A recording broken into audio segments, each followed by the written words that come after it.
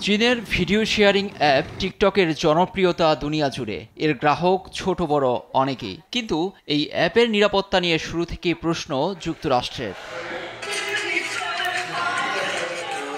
মার্কিন president Donald Trump টিকটকের পিছুই ছাড়ছেন না। এর আগে যুক্তরাষ্ট্রের নিরাপত্তার ঝুঁকি তৈরি করছে দাবি করে নিজ দেশে নিষিদ্ধের সিদ্ধান্ত নিয়েছিলেন তিনি। তার অভিযোগ, টিকটকের মাধ্যমে যুক্তরাষ্ট্রে ব্যবহারকারীদের তথ্য চলে যেতে পারে চীনে। ফলে যুক্তরাষ্ট্রের এটি শাখা মার্কিন কোনো মালিকের কাছে বিক্রি করতে যাচ্ছে বলে জানান তিনি।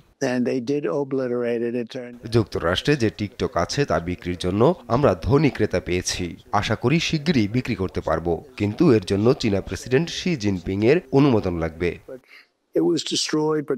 টিকটকের মালিক চীনভিত্তিক প্রতিষ্ঠান বাইটড্যান্স। ভিডিও শেয়ারিং প্ল্যাটফর্মটির যুক্তরাষ্ট্রে থাকা সম্পদ বিক্রির সময়সীমা 17 সেপ্টেম্বর পর্যন্ত বাড়িয়েছেন ট্রাম্প। এ নিয়ে 3 বার সময়সীমা বাড়ান তিনি। বর্তমানে টিকটকের মার্কিন ব্যবহারকারীর সংখ্যা 17 কোটিরও বেশি, যাদের বেশিরভাগই তরুণ-তরুণী।